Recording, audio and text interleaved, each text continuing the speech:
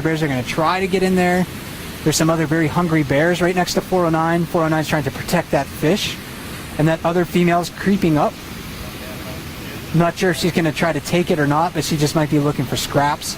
And then down below is that other smaller female also looking for scraps from 409. It looks like 409 is not going to leave any of that fish behind. Not this time.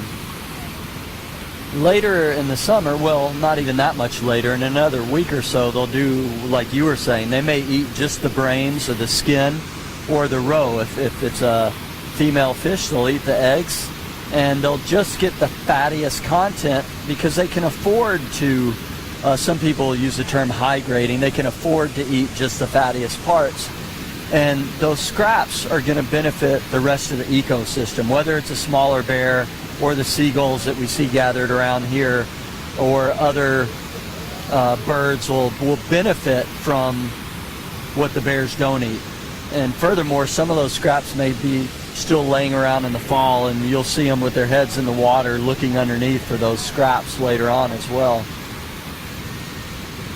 Bears are definitely vectors that help to transport nutrients and energy throughout this whole ecosystem. So when they're feeding here on salmon, they're taking salmon carcasses up into the forest, they're leaving scraps behind. They're helping to fertilize things through their scat and their urine as they're traveling from place to place. So areas with salmon are more productive and richer because of the nutrients and the energy that they bring from the ocean. But the bears help to distribute those nutrients and energy throughout the ecosystem. So this dynamic that we're seeing here makes Katmai a very productive place. We're getting some nice light here now, which occasionally the sun is peeking. We can see that big adult male moving back into the jacuzzi, 747 just on the other side of him eating a fish. And this male in the jacuzzi, again, one that we don't recognize, he's caught probably, well, coming up on 8-10 fish. I wasn't able to keep track as we set up for our broadcast this evening, but he's been one of the more successful bears in that position. So you would think he must have been around before at some point. And that, you know, this his efficiency in the jacuzzi is illustrative of how good of a fishing spot that is. If you're a big bear and you can sit there and afford to defend that spot, defend access to it from other bears, you can make a pretty good living in that location. Even when there's no salmon jumping at the waterfall, there's almost always some fish sort of pooling in the jacuzzi. Right. And that's a very disorienting place for the fish. The water is very turbulent. The currents are very strong as it's coming off of the waterfall there. So salmon sometimes will get, you know, disoriented. They'll bump into the bears. The bears are able to grab them with their teeth, or more often pin the salmon to the bottom of their bodies using their big paws and claws.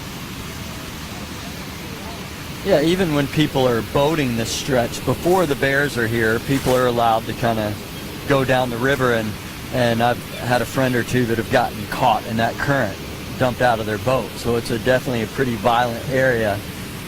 And I've gone swimming in there. I've never boated the waterfall, but I've gone swimming in there in like June, early June, if we have a warm day. And yeah, there was one time where I kind of slid my way into the jacuzzi, and I got turned over. Oh yeah. Yeah, it just kind of turned me over and pushed me out on the downstream end of it. So to sit where that bear is sitting right now, it takes quite a bit of strength and size to do it. Younger bears sometimes will go in there and they'll easily get pushed away by the current. So again, patience, strength, skill, really all of these things on display this evening. And I don't know if it was because 775 was on the fall so much last year, 128 was up there from time to time, but I'm really, I guess, surprised if you talk about from last season to this season, how many bears are attempting to fish the lip this year. It's way different than last season, and that's one of the things. My experience in the park is limited, but one of the things I notice is already this year is very different than last year, and I'm sure you could probably say that from year to year. Quite a bit so. You know, last year you were telling me that a lot more families of bears down near the mouth of the river, a lot of younger bears fishing down there. there was a lot of fish last year, and then also the water level in the lake was lower, so it made it a bit more of a productive place for them to fish. And this year we're not really seeing the same success rate down at the mouth of the river. So a lot of those bears are coming up to the waterfall, and we're seeing quite a few younger bears trying to hover on the fringes to pick up any scraps. Yeah, some of the young ones trying some different fishing methods and just dashing and trying to dash and grab.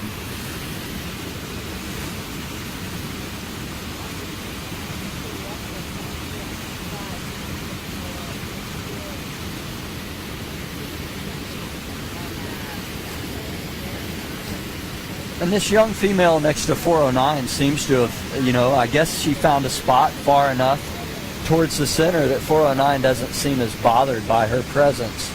Yeah, 409's really not paying too much attention to that other bear.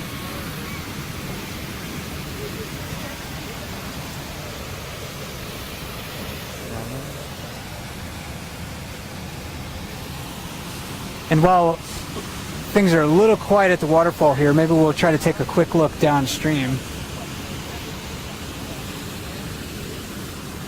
So downstream, this is an area downstream of that island that we call the Riffles.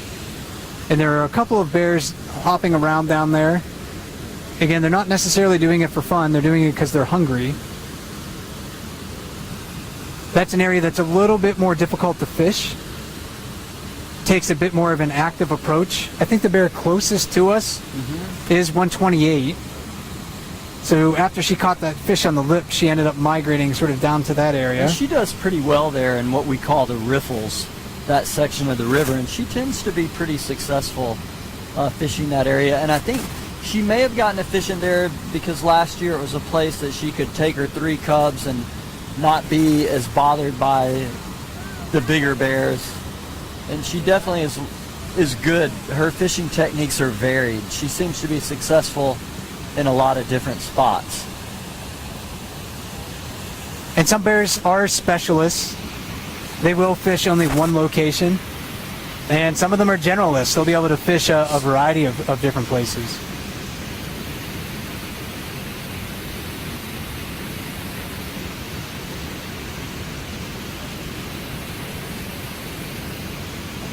While we're looking downstream, 409 caught another fish. And again, she's the bear on the top of the waterfall eating her salmon. There's another adult female standing on the lip of the waterfall, 747, standing really right below her next to the log. And 634 is back in the spot I'm used to seeing him fishing over there. Yeah, over near the rocks on that far side. Yeah, he likes that spot a lot. And then over here is that big adult male. Looks like he might do some displaying for us. And what's he doing? You see what he's doing right now, Russ? He looks like he's doing a little bit of cowboy walking right now, which I hope we'll get a closer look at. Those grasses are obscuring it a bit, but he seems to be definitely trying to exert some dominance with that cowboy walk.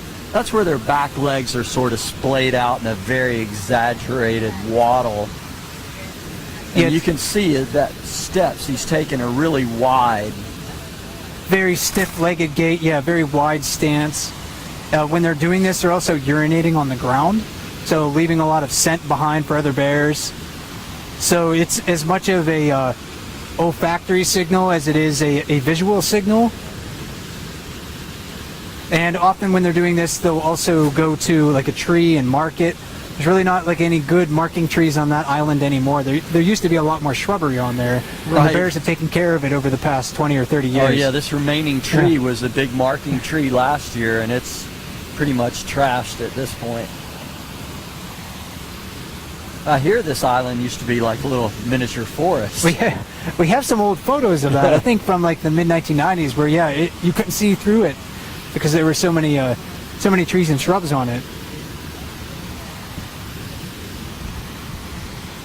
Doesn't look like he's gonna do much more displaying at the moment. Maybe swing back to the falls and see how active Otis looks against that back wall. Yeah, we'll get him in frame again. Again, number 480 Otis, maybe the oldest adult male that we have here at Brooks River, the oldest known adult male.